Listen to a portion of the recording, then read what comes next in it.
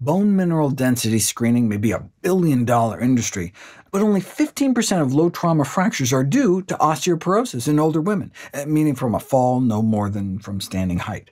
Only 15% of fractures are due to having low bone density. Between the ages of 60 and 80, hip fracture risk increases 13-fold in men and women, whereas the age-related decline in bone mineral density accounted for only a 2-fold increased risk. So the contribution of declining bone density to the exponential increase in hip fracture risk with age is relatively small. The vast majority of our age-related rise in hip fracture risk appears to have nothing to do with the measured density of our bones. So what's the main contributor? Fall risk. Without a fall, even fragile hips don't fracture. Falls are the primary cause of fractures, including vertebral fractures. The disparity between men and women in hip fracture rates is primarily not because men have stronger bones, but because women fall more often. Doctors just asking the simple question, "Do you have impaired balance?" can predict about 40% of all hip fractures, more than a bone scan diagnosis of osteoporosis. Even a weak osteoporotic bone is strong enough to survive normal life activities without the excessive loading that comes from a fall impact, or, in the case of the spine, bending with your back to lift something rather than your knees.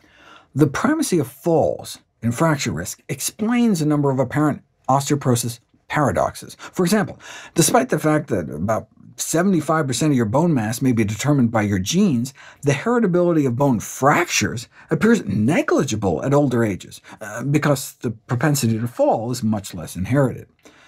It also explains the poor predictive value of bone density screening for fractures. Adding bone mineral density measures to a hip fracture risk score based just on age, sex, height, weight, the use of a walking aid, and cigarette smoking did little to improve its predictive power.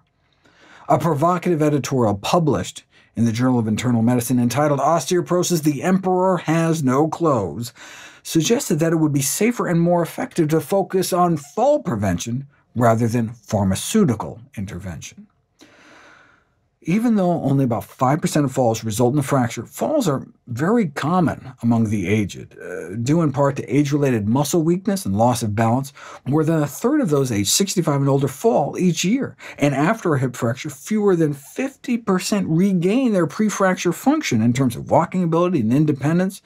What can we do to prevent injurious falls? Based on dozens of randomized controlled trials, the single intervention most strongly associated with a reduction in fall rates? Exercise. So exercise doesn't just boost bone density, more importantly, it also reduces the number of falls over time by 23%, and the number of fallers by 15%. So if you followed 1,000 people around age 75 for a year, and 480 fell, a total of 850 times without exercise, adding exercise would be expected to result in 72 fewer fallers and 195 fewer falls. Tai Chi appears to reduce falls by 19%. Balance and functional exercises, like sit-to-stand, may reduce falls by 24%, and multiple exercises, typically balance and functional exercise plus strength training, may reduce falls by 34%.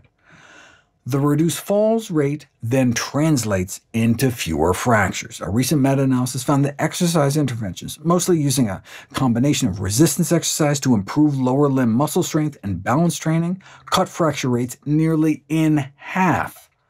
One year-long trial that combined strength training with step and jumping aerobics and focused on balance and agility resulted in 74% fewer fractures over the 5-year period after the study ended. Furthermore, more than 70% of the women in the combo exercise group went those 5 years without a single injurious fall, compared to less than half of those in the control group. Trials on hip protectors, which cushion a sideways fall on the hip with plastic shields or foam pads sewn into special underwear, are often plagued with poor compliance. Studies have not found them to be useful for reducing hip fracture rates among those living at home, but trials in nursing homes or residential care facilities do show a small reduction in risk, translating into about 11 fewer people out of 1,000 suffering hip fractures due to wearing hip protection. There are also common sense measures one can employ. Quality improvement trials involving interventions like patient education have shown a 10% reduction in fall rates. For example, keep things within reach, so you don't need to use step stools. Use non-slip mats in the bath and shower. Add grab bars in the bathroom. Keep floors clutter-free. Remove small throw rugs, or use double-sided tape to keep them from slipping. And make sure all staircases have handrails and adequate lighting. You could also avoid taking walks during inclement weather. And for those who walk leashed dogs, consider choosing smaller breeds or ensuring proper training to prevent them from lunging. Otherwise, the main ways to prevent fractures may not have changed much over the decades, since the classic paper entitled Strategies for Prevention of Osteoporosis and Hip Fracture.